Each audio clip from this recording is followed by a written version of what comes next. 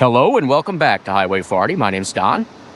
And today I am going to burn through some serious copyright strikes in this one episode.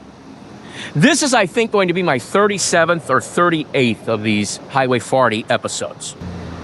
And I learned early on when I was doing these, with the Meet Me in St. Louis one I did, talking about the Meet Me in St. Louis movie, anytime you deal with MGM and trying to use their material, you get in some trouble. And I got in some trouble with MGM because they are very aggressive. MGM has fangs when it comes to protecting their copyright material. And I got put in the penalty box for a little while. But I've learned since then that if I use older stuff or more obscure stuff, I might get a copyright flag, which just means that my earning potential on the video is limited. And since I'm not in this for the money, I mean, what am I going to make, 25 cents an episode at best? But what will happen is YouTube will go in and they will take the money that I would have earned from that episode and they will apportion it to the copyright holders. So my goal in this episode is to put so much copyright material in it, old copyright material, mind you, that the YouTube accountants have to work overtime to figure out who gets what. So I have purposely obscured the signage from where I am, hoping that I can fool you. Do a big sign reveal because I'm in Overland. Go figure, I'm back in Overland again. I need to get a crash pad in Overland. But I am at the Wing Hing Trading Company on Woodson Road in Overland. And honestly, I don't even know what they trade here. I've come by here a number of times and I only see one car on the parking lot. So it's not like I see a lot of business going in and out of this place. I have no idea what they trade here at the Wing Hing. But for your next big shindig, come to the Wing Hing. You know what? I kind of like that. I kind of like it. Somebody get Larry Tate on the horn. Tell them at McMahon and Tate we've got an up-and-comer in St. Louis, an up-and-comer copywriter. I said copyright. This calls for a copyright strike. Bewitched. Let me ask you this. Who was your favorite Dick? York? Or Sergeant? Now, I'll tell you right now, no question about it, I am a York guy. Dick York was Darren Stevens, as far as I am concerned. There was no other actor that could have the facial expressions and the reactions that he had to the whatever cockamamie stunts Elizabeth Montgomery was pulling on that show. Dick York's reactions to Samantha were by far much better than Dick Sargent's. And yet, I have talked to people who say that they are fans of Dick Sargent. And I just kind of want to know why. So if you're a Dick Sargent person, hit me up.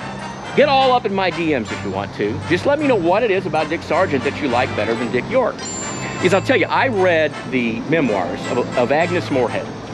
So I have very highbrow reading tastes, and I read her memoirs. Now, Agnes, may I call you Agnes? Agnes was from St. Louis. She was a St. Louis girl. That's why I read her memoirs. But in the Agnes Moorehead memoirs, she spills the tea on everything that happened at Bewitched. And what a Scroogey that Dick York got from that production company. Because Dick York, I am really in the weeds on this one. Wow. But Dick York had injured himself in 1953 making a movie with Gary Cooper and Rita Hayworth. The movie was called They Came to Cordura. Or was it They Came from Cordura? Forgive me. I'm pulling this stuff out of thin air. But in that movie, there's a scene where he is operating one of those hand cars on a railroad. You know, where you got one guy on one end of it and the other guy on the other end of it. Well, something happened in the making of that scene where Dick York injured himself rather seriously. It pulled his back muscles out, and it never recovered. So years later, so that was 53, Bewitched goes on the air in 64. 11 years later, hold on, I'm hearing some noise here. More copyright, right? Some years later, he's working on Bewitched and he's having problems and he's finding himself unable to get through the day without having to lay flat or take prescription drugs. And as the series progresses, he becomes worse and worse.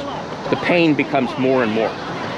And it gets to a point in 1968 where he just has a hard time answering the bell. And what ends up happening is they fire him. They fire him.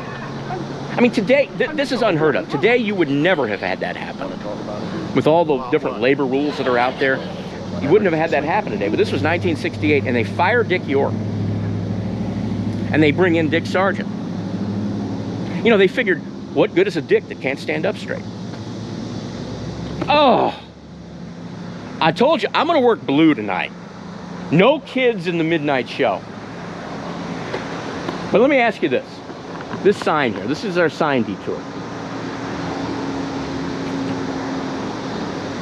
It's going to be a true test of your St. Louis bona fides. If you are from St. Louis and go way back, you will know what this place was, where I am right now, the old wing hang. You'll know what this sign refers to. Now you see here in Overland, it's got the city there on the back of it. Got the stagecoach. We got some breakage there, but this sign has been on the side of this building for as long as I can remember. And then in the front, you've got a couple of horses. So I asked AI to kind of help things along a little bit, because if I were designing the logo for this place, because now all of a sudden I just think I am an advertising guy. If I were designing the logo for this place, this is what I had AI come up with. So does that help you? Does that help identify what this location was? Because this was the Overland Thrift Dairy grocery store for many, many years. This started out where I am standing. This starts out as a custard stand. That's what it started out as.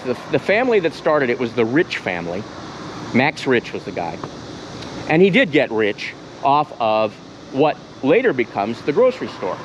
So he turns the custard stand that he starts right after World War II into a little grocery store. And then over time, he builds it out, and it really becomes the first discount grocery store in the St. Louis area. Long, long before Aldi and before Ruler Foods for sure, which is really a Kroger.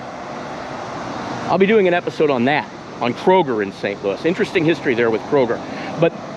But the Overland Thrift Dairy was truly the first discount grocery store chain in the St. Louis area. And eventually, I think they had 10 of these things. What they were known for was staying open on holidays. So imagine, it's Christmas morning or it's Thanksgiving morning, and all of a sudden you look up and, I don't have any paprika. Oh my God, I don't have any paprika. What do you do if you don't have any paprika today? Because there's no place open. Now, you can't go to Quick Trip and get paprika. But back then, in the good old days, you could get paprika here. You could come here and get paprika. Trust me on that. And so that's what this place was known for, being open on Sundays. And it was also known for staging these incredible parking lot promotions. And that's really what I want to talk to you about. But to talk to you about the promotion, the one that I really want to discuss, we have to go to the other location of Overland Thrift Dairy. And unfortunately, they don't still have one of these signs up. That's why I started out here. So we're gonna get in the car. All right, I know you're gonna have to kind of visualize this, but this used to be the Overland Dairy Thrift Market headquarters, as well as their dairy. And it was this parking lot here. Today it's a Dollar General. I don't know what the Sisak place is, but it's the Dollar General today. But in 1980, early 1980, this was magical for a little kid to have an opportunity to meet a childhood hero. Now, I have to get into my costume. All right, let's see if I can do this with one hand. I don't know if I'm going to be able to pull this one off. May have to ask some passerby on the street to come help me put my scarf on. Okay. All right. Let me see here.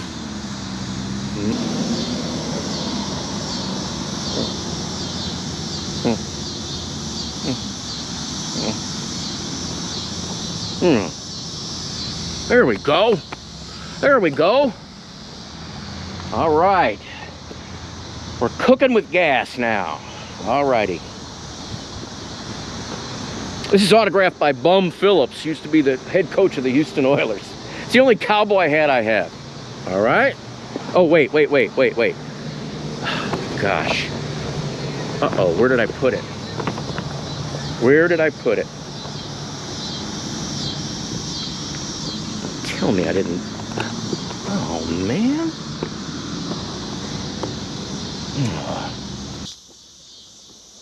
Getting good at it this time. All right, here we go. You know what? You know what? This is silver here, isn't it? Isn't this silver? All right, I'm gonna get on silver and tell this story. All righty. Now I'm ready. So early 1980, my dad hears that here on this parking lot, there will be an opportunity for kids to meet none other than Clayton Moore, the Lone Ranger. Now remember, I asked you at the beginning of this episode who your favorite Dick was, whether it was York or Sargent. Well, let me ask you this. Who was your favorite Lone Ranger? Because there were two of them during the time that the show was on television. There was Clayton Moore. He's the one that started it in 1949. Now, the Lone Ranger started as a radio drama. But as far as television is concerned, Clayton Moore was the first Lone Ranger. 49, 50, and 51. It was Clayton Moore. And then in 1952, the producer of the Lone Ranger TV series, a guy by the name of Jack Rather, talk more about him in a minute, but Jack Rather decides, you know what, I'm tired of paying this guy, this Clayton Moore, all this money, because after all, nobody even gets to know what he looks like. Any idiot can wear a mask and a hat and a red scarf and be the Lone Ranger, right? Well, that's what they thought. And they hired an actor by the name of John Hart for the 1952-1953 season because Clayton Moore was demanding too much money. And Jack Rather said, no, we'll replace you very easily.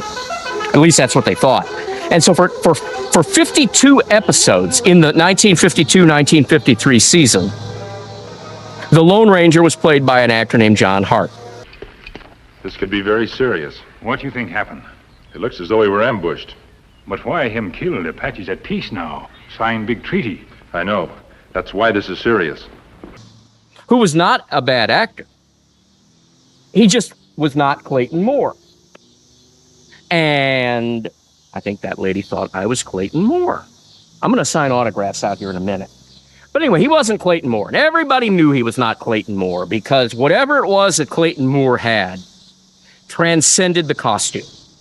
He was the Lone Ranger. So now let's look at Clayton Moore as the Lone Ranger.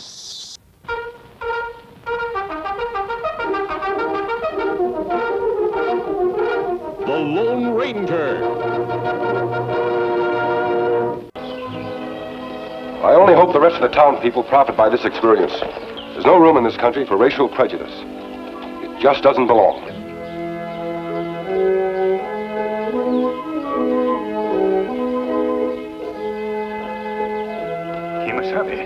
What will he po do? An old Chinese custom, Tonto. 你好啦嘛，你冇事啦嘛？好好，冇事啦。嗰個人帶呢個係邊個啊？ What's she saying, Lipo? She say, "Who is man in mask?" I tell her, 呢位先生係我哋嘅好朋友，依家佢係你嘅朋友添。佢個名叫做 The Lone Ranger。 Hail Silver! Away! Now that's what I'm talking about. That is the Lone Ranger. That, for my money, is the Lone Ranger. Jack Rather had to fall on his sword and say, you know what? I'll pay you what you're asking because you are the franchise, Clayton Moore.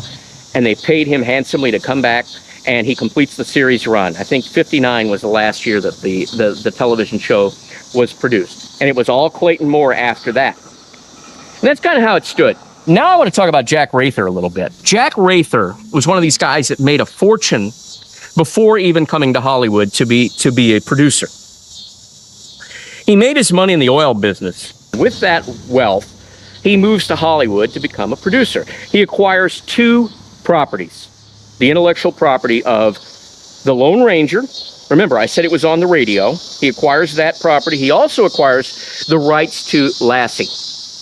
Those were his two big things. And Jack Rather then sets out and becomes a very successful television producer in his own right.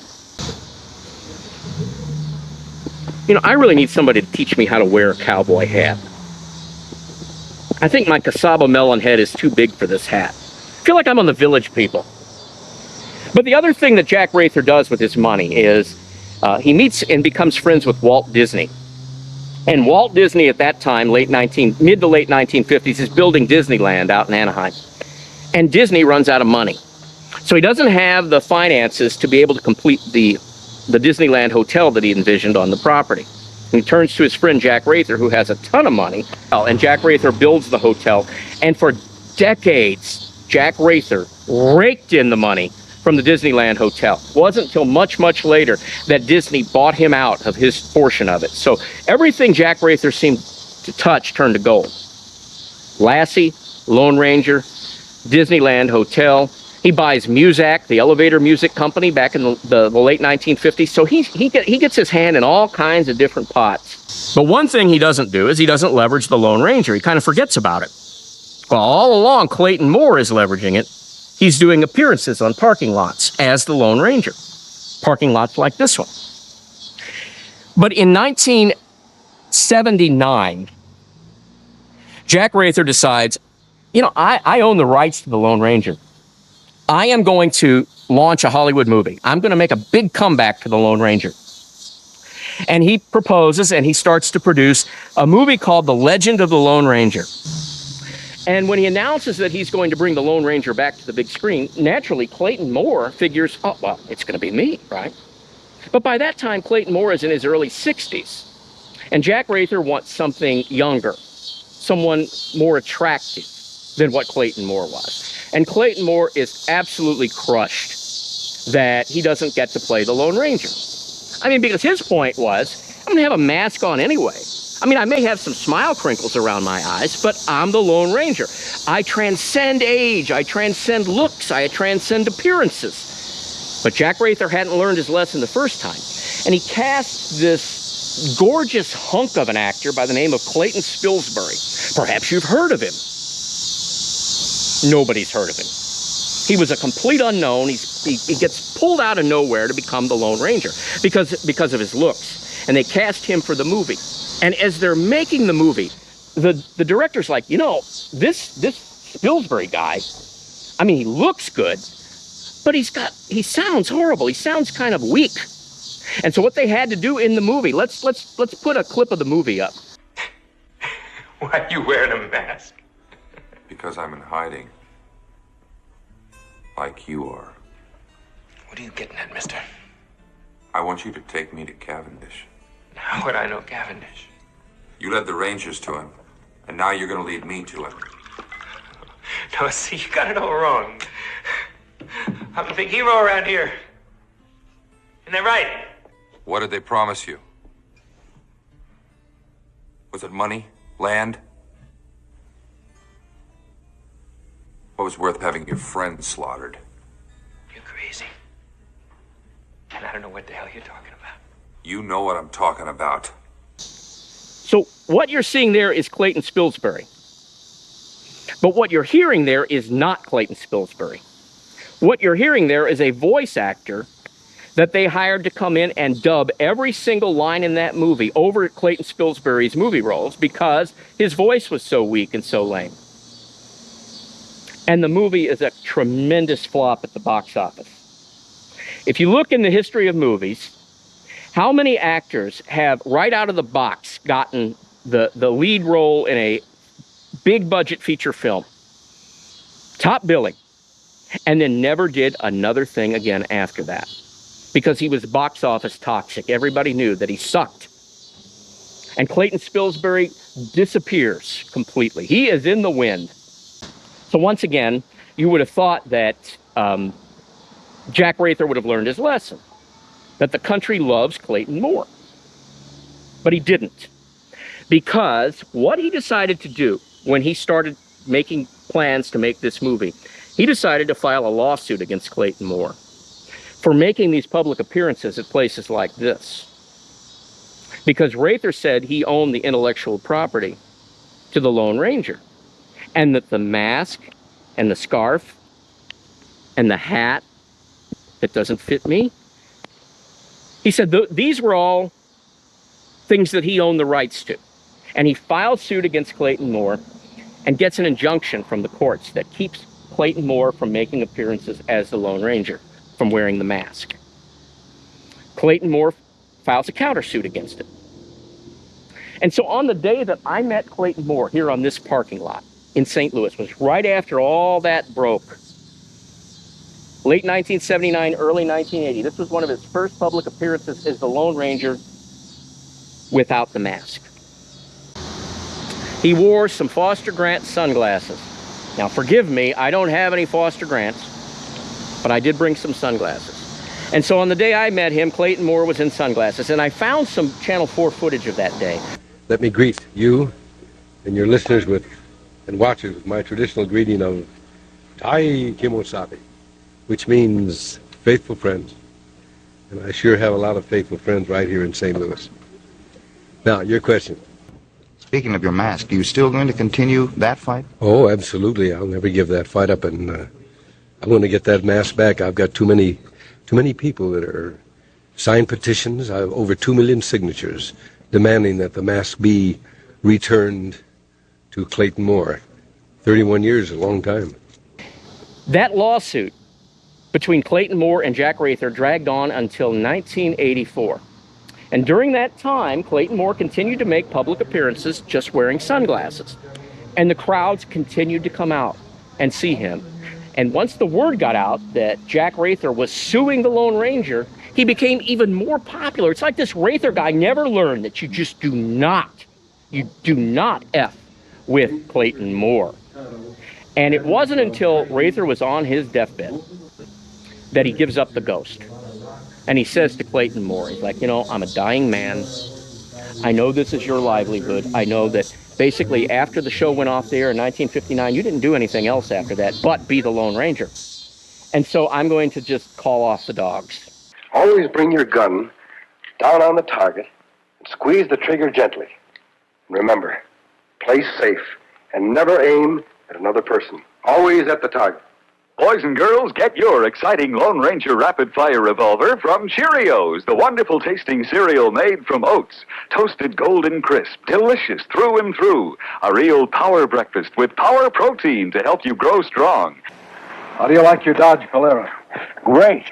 It's a big car. Did you get a good deal from the Dodge boys? Great deal. The automatic transmission, power steering, and power front disc brakes are standard. Nice to know the good guys in the white hats are following my tradition. Adios.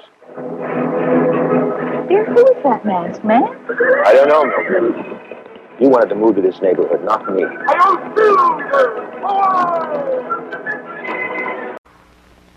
Have a pizza, pizza, pizza roll. Have a pizza, pizza, pizza roll. Have a pizza, pizza, pizza roll. Have a pizza, pizza, pizza roll. I'd like to talk to you about that music you're using. That's funny. I've been meaning to speak to you people about the same thing. Have a pizza roll, Kimasabi? Look for Gino's Pizza Rolls and serve this new hors d'oeuvre. Just take them out of the freezer, pop them in the oven for 10 minutes. That's it. Who was that masked man anyhow? I don't know. And I wanted to thank him. Pizza roll!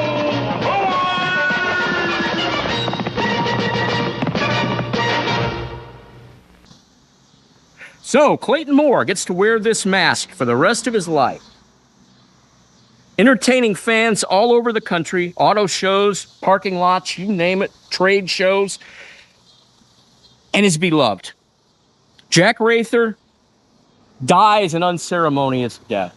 He's wealthy beyond all of his dreams, but he will forever, forever be known as the guy who sued the mask off the old Lone Ranger. Let's cue Jim Croce.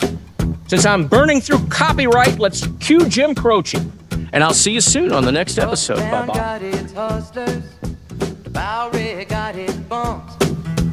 42nd Street got Big Jim, a walker, he a bull-shooting son of a gun. Yeah, he big and dumb as a man can come, but he's stronger than a country horse. And when the bad folks all get together at night, you know they all call Big Jim Ball just because. And they say you don't tug on Superman's cape, you don't speak